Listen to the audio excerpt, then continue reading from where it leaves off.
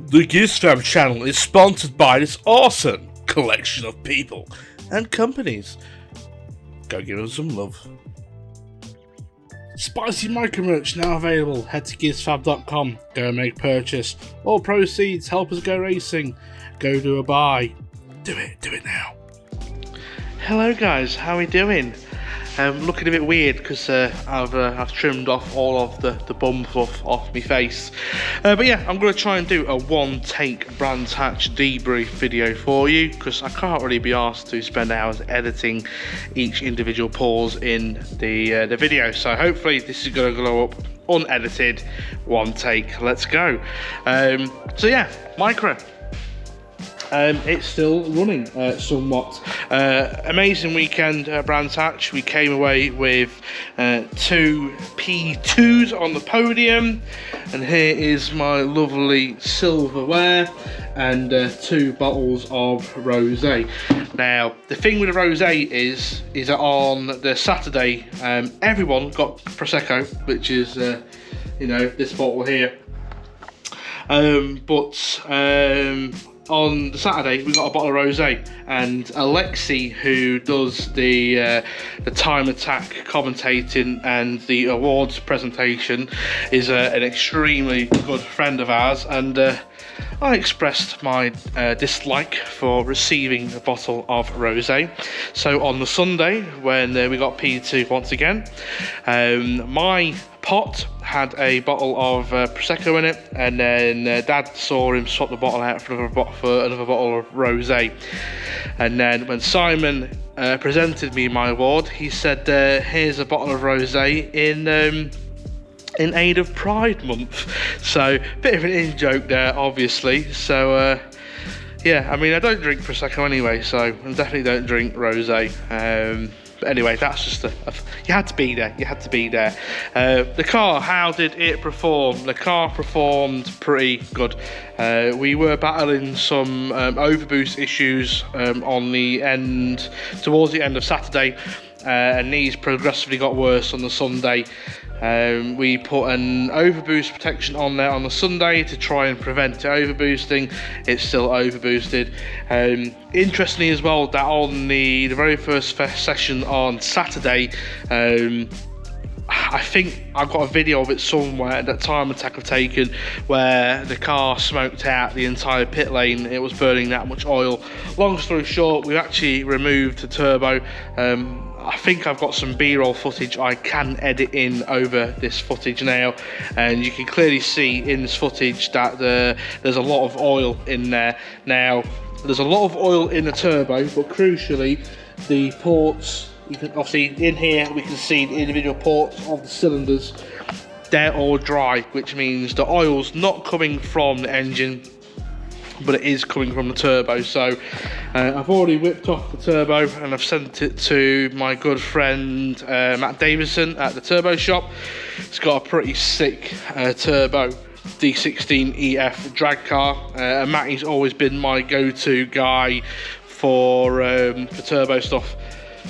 Now Mark, who runs Howtech UK, has also put the feelers out to try and get me another turbo. Now, the way this car performed power-wise, I'm really happy with it. I can't express how much the car has changed just with a simple map tweak. Before we had to raise, we didn't have to, but we did. But before we raised the rev limiter to 7,500 RPM, and that was only because that when I went up a gear and the revs dropped into the next gear, it dropped us back into a boost curve. Whereas revving it up to the stock rev limiter of 6,800, going up a gear dropped us back out of that boost curve, and the car just felt horrible to drive because it just felt like you weren't revving it high enough. Now we've actually managed to get a decent, semi-decent dyno session under our belts.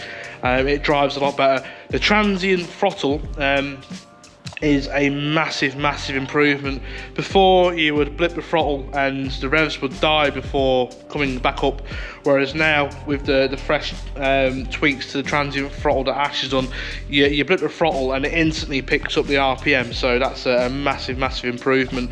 And then what he's done is you'll see in I don't think I've got any footage of the dyno session, but in the dyno we sort of peak at 6,000 RPM and it drops straight off. We've hit a wall somewhere with the car in regards to flow, because no matter we kept putting more and more boost into it, but kept hitting the same 6,000 RPM, 270 horsepower wall. Yeah, so we kept hitting that same wall, but with the 1.8 we're making 45 foot-pounds of extra torque, 1,000 RPM earlier than a 1.5. Now we're not sure if that's the engine or the fact that we've managed to get a decent dyno session under our belts, but short shifting this car now, so rather than going all the way up to 7,500 RPM, I can change it at 6,500 RPM, go up a gear, and we're straight back into a boost curve. It's honestly, it's such a nice car to drive now with all these tweaks. But yeah, turbo's gone to be repaired, looked at. We're gonna try and see if we can get a slightly larger turbo, and I mean ever so slightly, with a ball bearing core, and this should make this car a pretty decent animal. We've also redone the supercharger outlet routing. I'm gonna put a thing on the screen now.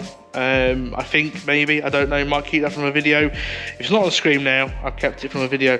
But we're gonna redo the way the supercharger works, and our plan is to have the supercharger working for 4 weeks time at Alton Park. Just because it's about time we had that power, and the new way that I'm looking to run it means it's gonna work.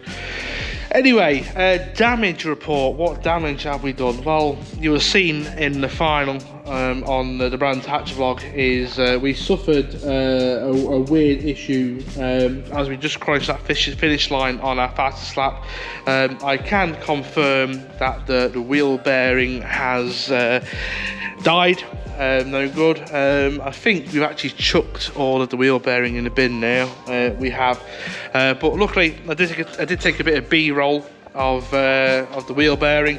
But basically the wheel bearing collapsed out the hub when we tried to press it out. Now the wheel bearing would usually collapse when you try and press it out of the hub, but this pretty much fell apart as we took it out of the hub, so it was definitely dead, and a couple of the ball bearings in there had a flat spot on them, so quite confident that the wheel bearing was the cause of that issue. But what we have done in the interim is that we've already done quite a bit of work on this since Time Attack. We've already put 2 brand new wheel bearings on the rear because the driver's rear had a bit of play in the wheel bearing. No, tell a lie, it was a passenger rear that had a bit of play. We've also, when we took this apart, the CV joint felt a bit stiff, so we put 2 brand new CV joints on there as well, and obviously 2 brand new wheel bearings. And while we're there, we've also put 2 brand new suspension bottom arms on them as well. What else? Yeah, I'm not sure what else really. But yeah, we're already well under for preparations for Alton Park in 4 weeks today, actually, on the Saturday. Don't want to be behind on the curve again. I'm gonna try and do some modifications to the car. Unfortunately, my workload is sort of dictating what I'm doing at the moment, because I've spent far too much time doing this rather than doing actual work. And if I don't do actual work, I don't make money, and we can't go do this motorsport.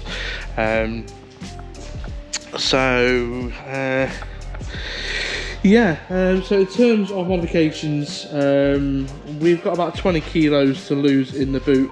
Now, one thing I haven't managed to get this car to do is oversteer. Now, the rear just never seems to step out, which isn't a bad thing, but I would love to get to the point of where the car oversteers slightly, so we can dial back in a bit of understeer with springs and tyre pressures, and then we know we've got the car about on the edge of its cornering capability. So I'm hoping in a couple of weeks' time we're going to go be doing a track day at Cadwell to go mess with the suspension. But yeah, I think that's it for a debrief video, really. I've stopped filming every time we break something and replace it, because it's just going to, the content